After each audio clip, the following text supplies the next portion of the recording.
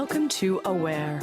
We are dedicated to communicating information that inspires your positive growth and change. Are you interested in a peaceful planet? Are you interested in optimal health? Are you living with purpose? Are you enjoying your life? We realize each person can make a difference, and our mission is to empower your awareness. The choices that you make in every moment shape your life, and we encourage you to realize that you have your own answers and to always listen to your own truth. We invite you to stay aware. Hello and welcome to the Aware Show Health and Mindset series, where I get to speak with experts about how to live in our new normal. What types of tools and techniques do we need in order to adapt to the constant change that we are experiencing? And that's what we're doing today, is we're learning solution-oriented tools, beautiful techniques from authors and experts in our community of personal development so that we can all learn together, which is ultimately what we do, is that we learn better when we're together, even if it's collectively while watching the show. My guest today is Mark Nepo. He is a New York Times bestselling author of over 20 books, including The Book of Awakening, and his latest book called The Book of Soul, which addresses in 4 different sections how we can go through the times of struggle in our life and stay open. Welcome to the show, Mark. Thank you so much for joining me. Oh, it's great to be with you again. So this is a continuation of our other interview, and I really appreciate it for you coming back, because we really didn't get to talk that much about the Book of Soul and the sections that you wrote it in.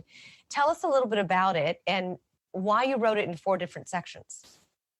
Well, this book, which it is hard to believe, it's my 22nd book. I never imagined such a thing. I'm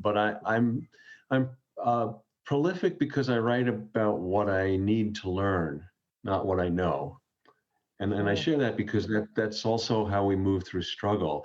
We have to stay learners. You know, if I wrote, each book is an inquiry. And if I only wrote about what I knew, I would have written very little. You know, and this book,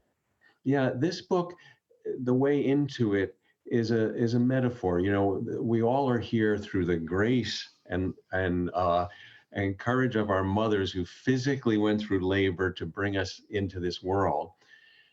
And the metaphor is that once we're here, every person then begins a second labor.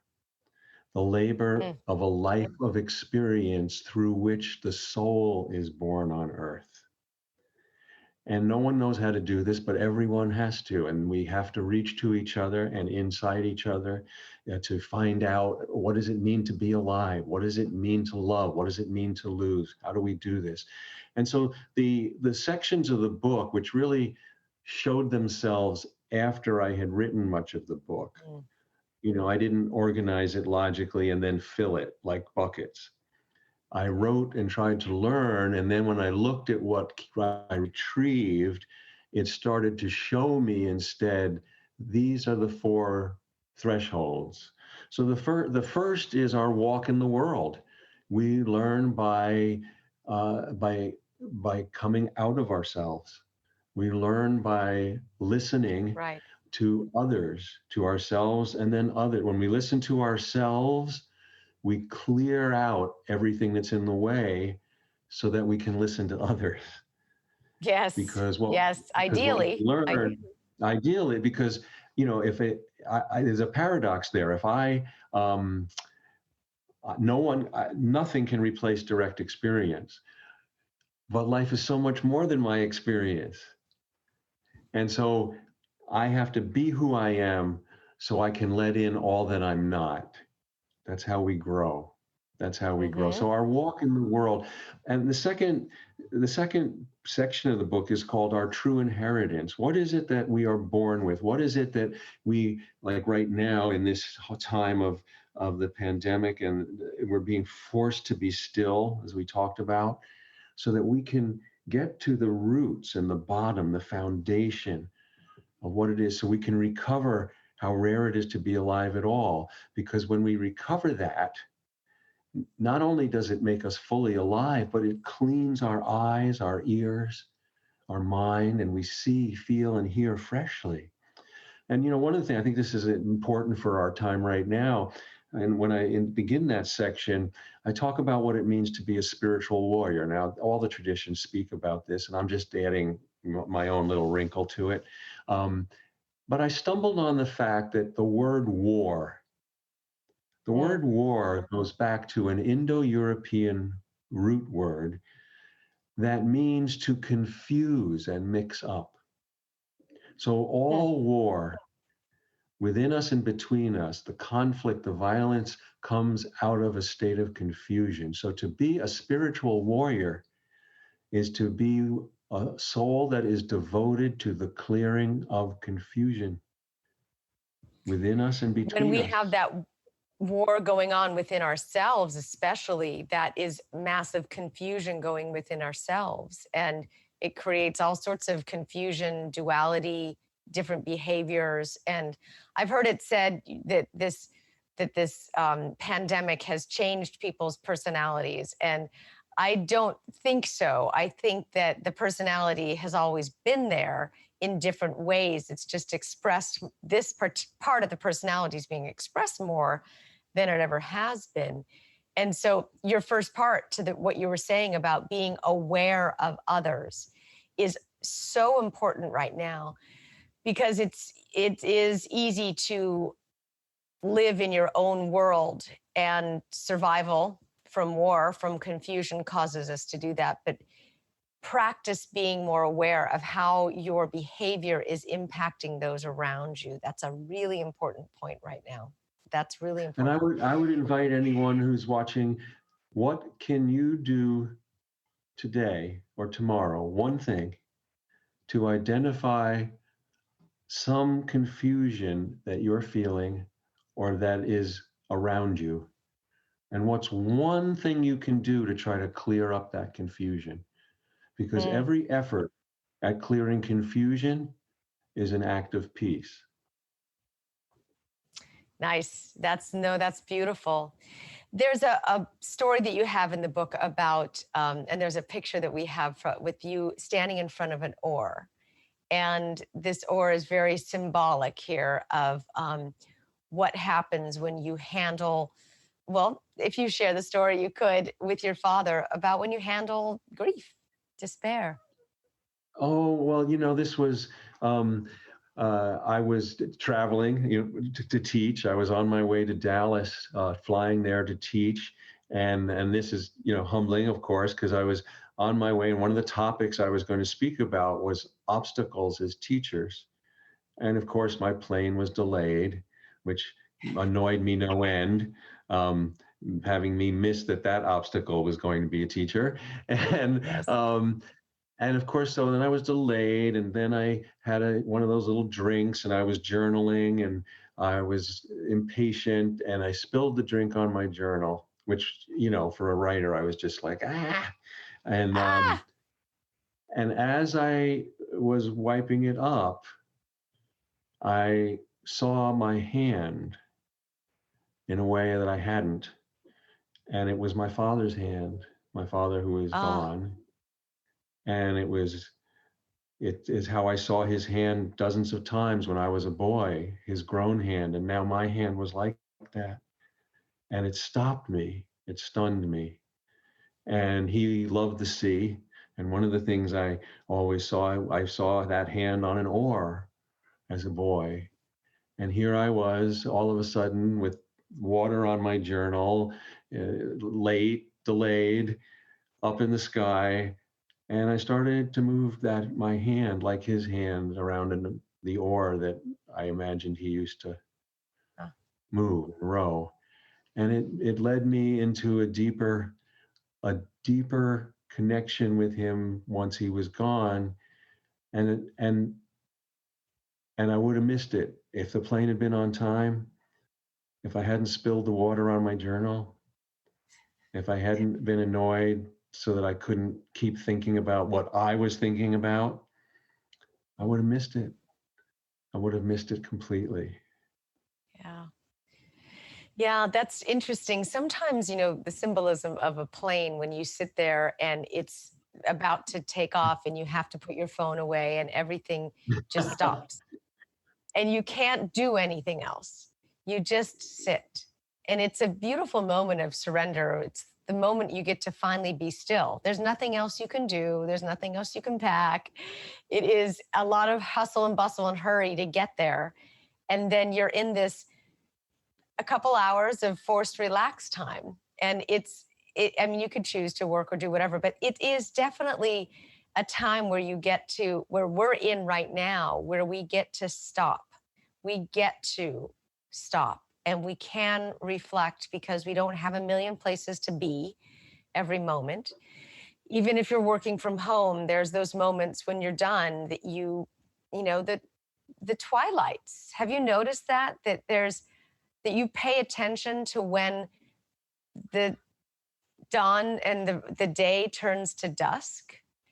I never Well, used to pay attention to that. yeah, that this is raising for all of us, and this is not to at all to minimize the pain and the suffering and all that's Yeah. happening. And as we are being forced to be still, um, it's reminding us of the ancient truth that things that matter take time. Mm. They still take time. I love technology. I love that we can do this. My God, it would be so difficult if we couldn't do this right now. But if we don't meet the outer world with our full presence, then the speed and circumstances take us over. And then we feel like we have to move as fast as the image going through the internet. Then we have to feel like we have to be in two places at once. And one of the menacing assumptions, which I talk about in the book, that have always been for all people in every generation, is the assumption that life is happening other than where we are. Yeah. There, Yeah. there is no there. There's only here. Mm. There's only I noticed here. there's an interesting point because I noticed you were on Oprah a lot of times, and I know that she's a very busy person, and you can still have that sense of presence with being busy.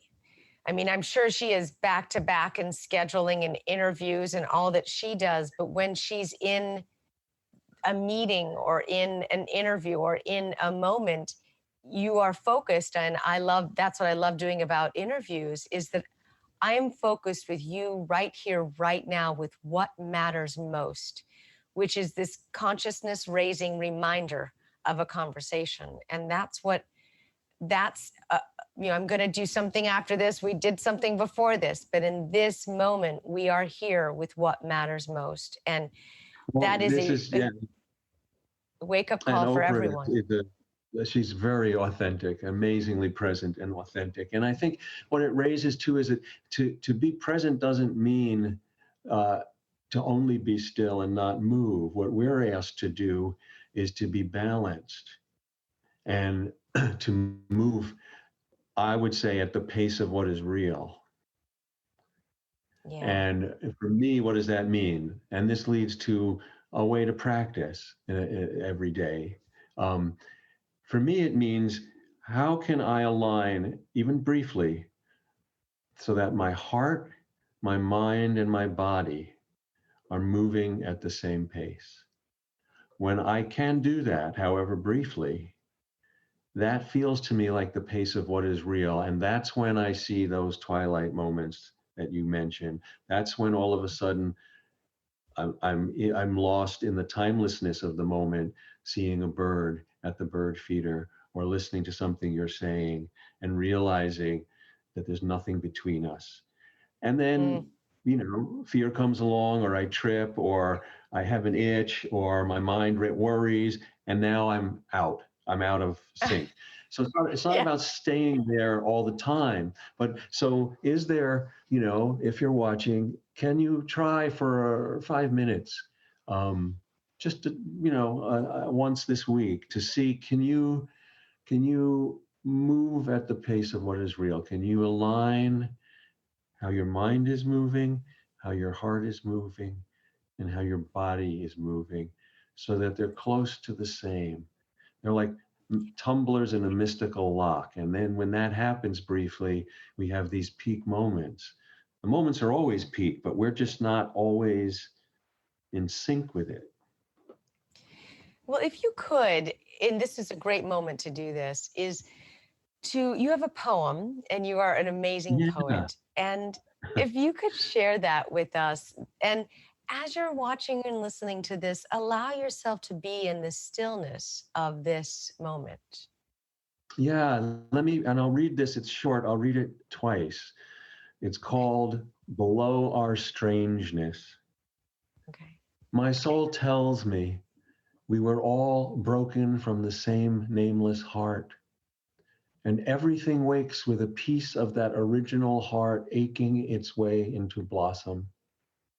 This is why we know each other below our strangeness, why when we fall, we lift each other, or when in pain, we hold each other, why sudden with joy we dance together. Life is the many pieces of that great heart loving itself back together. Mm. Below our strangeness, my soul tells me we were all broken from the same nameless heart, and everything wakes with a piece of that original heart aching its way into blossom. This is why we know each other below our strangeness, why when we fall, we lift each other, or when in pain, we hold each other, why sudden with joy we dance together. Life is the many pieces of that great heart loving itself back together. That is such a beautiful poem about connectedness. We are all connected in some way. And that is, for me, my interpretation of that was a beautiful way of saying we are all connected. What was your And intention we, in writing that? oh, my intention in writing anything, I don't have like a logical intention. I entered a feeling, and then it's like pulling a thread. It's like I try to, what is this feeling like? It's like, and then the words come. Ah, And it was a feeling of connection. And there's always the reward for retreat. And it's not just about the creative process. That's why I share this, because this is how we enter an inner life. This is how we connect things. By following a feeling, we're rewarded with an insight. The end poem where life is on the many pieces of that heart coming back together. I didn't know mm-hmm. that when I started the poem. I learned it for following the feeling. The reward for the truth of that feeling was here's the insight.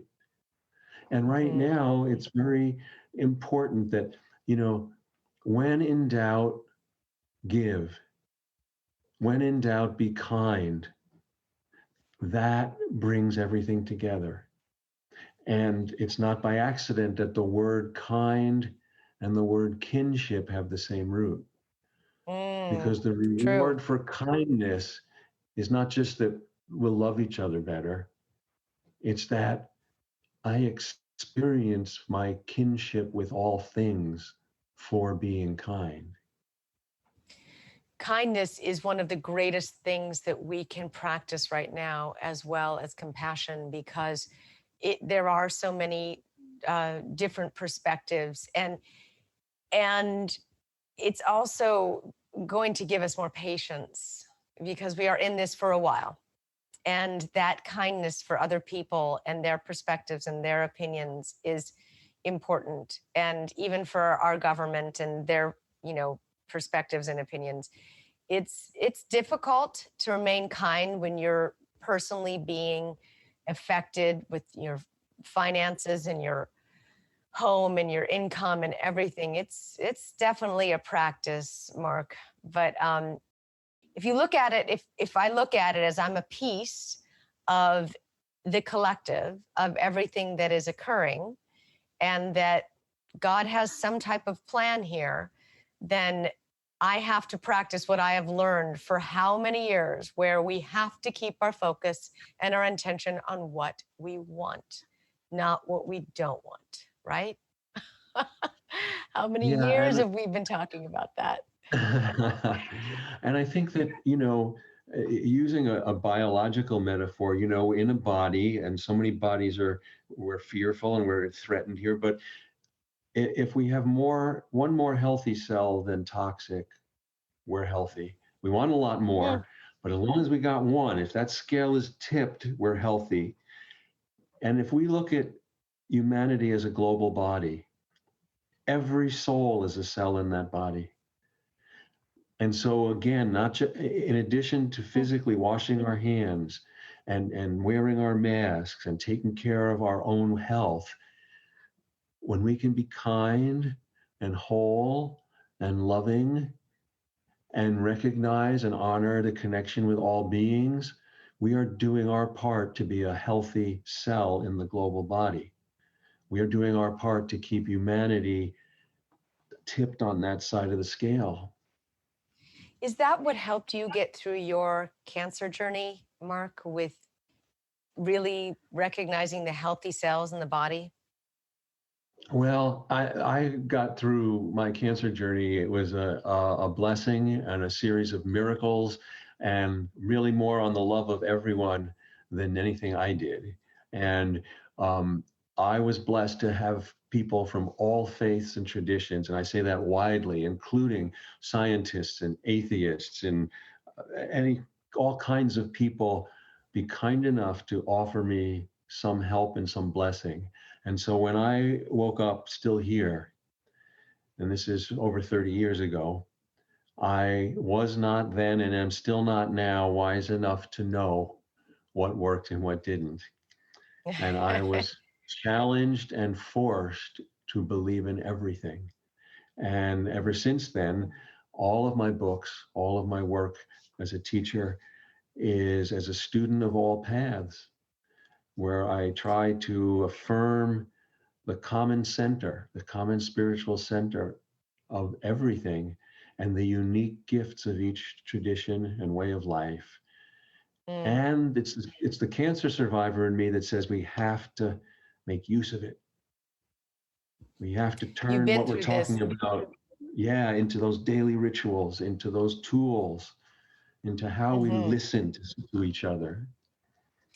And through story too, you have a beautiful way of bringing and weaving story to uh, unravel suffering and to explain how to get through challenging times. You have a wonderful way of doing that, and I love that you do that in the Book of Soul. You really bring story into a way of getting through struggle.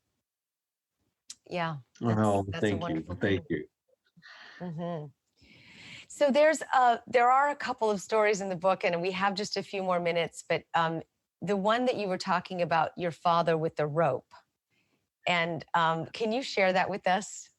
Yeah, this is it's amazing. My father's been gone about 7 years now, and I'm sure this happens to other people, but I'm learning things now that he's gone that I don't think he knew he was teaching, and I certainly didn't know I was learning. And this has been very helpful in how to work with breaking patterns in our behavior, in our mindset, in how we see and feel. And so he was a lifelong master woodworker, and he also loved the sea. And I grew up on a 30-foot, I mean, we had a home, but I spent a lot of time at sea on a 30-foot ketch that he built. And so as my brother Wow. and I, as little boys, 8, 9 years old, he would, our job was, among many things, was to coil excess line on the sailboat, which he learned in the Navy, because you can trip and get thrown overboard. Uh And huh. so after a while, the coil, the excess line almost coils itself because it's been coiled so many times. And one summer he started, and again, we were 10, 11, and he said, okay, next summer, this rope I want to use for something else.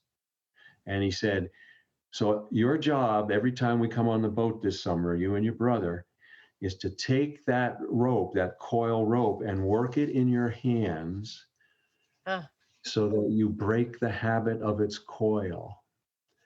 Because right now, the only thing it will do is coil up because it's been hmm. coiled so many times. Mm-hmm. And and he said, next summer when we come back, I'll be able to use it for something else. I hadn't thought about that, I swear, Lisa, for 50 years.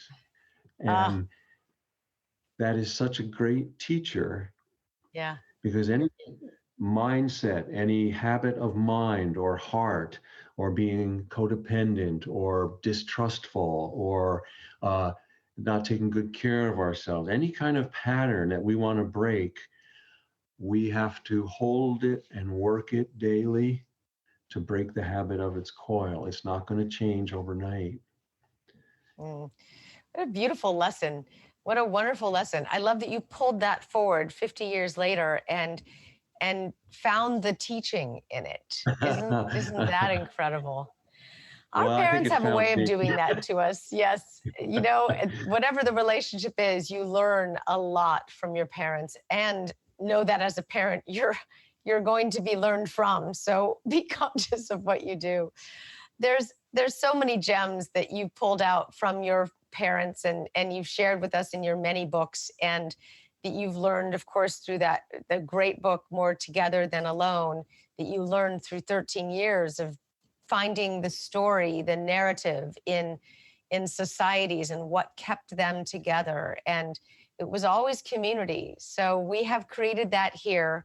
And I thank you so much for all you have contributed to us and through all of your 22 books and your wisdom. And there's great, you can see Mark on YouTube and doing some great things during the quarantine here as well, where we're growing in place rather than just sheltering in place. Might as well grow in place at the same time. So thank you for that. Thank you so Oh, much, you're Mark. You're a blessing. welcome.